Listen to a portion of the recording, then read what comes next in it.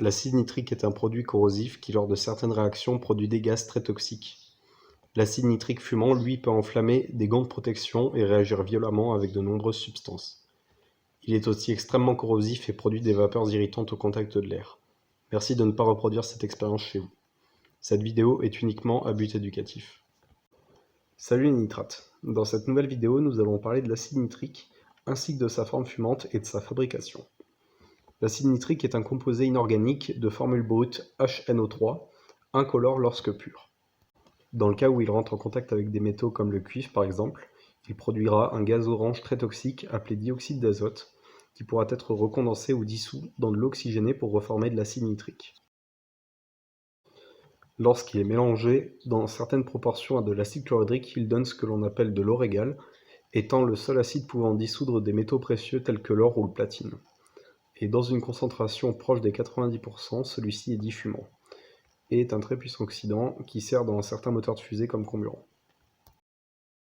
Et cette fois-ci, nous allons voir la façon d'obtenir celui-ci dans sa forme la plus concentrée possible. Lors de cette réaction, afin d'obtenir le moins d'eau possible dans le produit final, il est important d'utiliser de l'acide sulfurique concentré à 98%. D'un côté, l'acide sulfurique servira pour la réaction, et de l'autre, il pourra aussi absorber l'humidité présente dans l'air. Le second produit que nous allons utiliser sont des sels nitrés. Ici, par exemple, je vais me servir de nitrate de potassium pour sa disponibilité en tant qu'engrais. Cela peut aussi marcher avec d'autres, mais il est mieux d'éviter ceux contenant des métaux lourds, comme le nitrate de plomb par exemple, pour le retraitement des déchets par la suite. D'un côté, l'acide sulfurique servira pour la réaction, et de l'autre, il pourra aussi absorber l'humidité présente dans l'air. Pour commencer, remplir un ballon avec 100 g de sel nitré. Rajouter par-dessus 60 ml d'acide sulfurique concentré. Ici, l'acide sulfurique est en excès pour être sûr d'absorber toute l'humidité possible et de faire réagir tout le nitrate de potassium. Lors de la distillation, pour obtenir un produit un peu plus pur à la sortie, on peut aussi recouvrir le montage de papier d'aluminium afin d'empêcher l'acide nitrique fumant d'être affecté par la lumière. Un des points importants de cette distillation est qu'on ne peut pas utiliser de graisse classique pour l'érodage. On va donc devoir utiliser de l'acide sulfurique concentré qui fera lui aussi très bien l'affaire pour sceller les joints.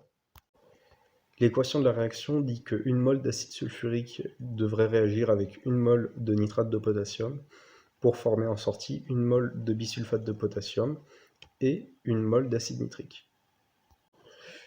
Une fois que les deux produits auront été rajoutés dans le ballon, on peut commencer à faire chauffer doucement le mélange. On remarquera en premier lieu que des vapeurs oranges se forment au-dessus des mélanges, mais normalement elles devraient disparaître au fur et à mesure que la réaction avance.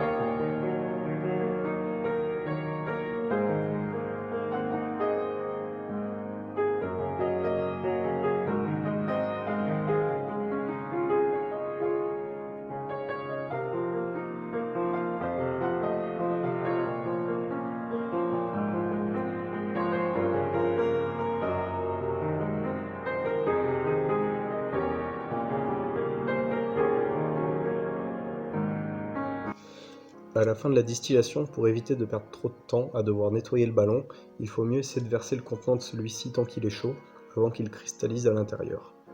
S'il a déjà cristallisé, on peut aussi utiliser de l'acide chlorhydrique dilué pour le faire réagir et pouvoir le nettoyer plus facilement. Il y a plusieurs indicateurs montrant la pureté de l'acide nitrique fumant. Le premier est sa couleur. Lorsqu'il est orange, sa concentration devrait se situer entre 90 et 95%, et lorsque jaune, elle se situera au-dessus de 95%.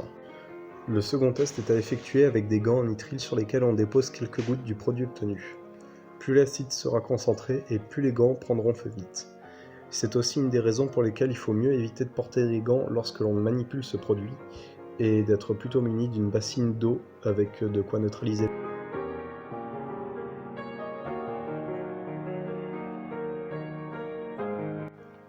Enfin, il y a les méthodes classiques de titration à l'aide de solutions basiques ou tout simplement par pesage du produit.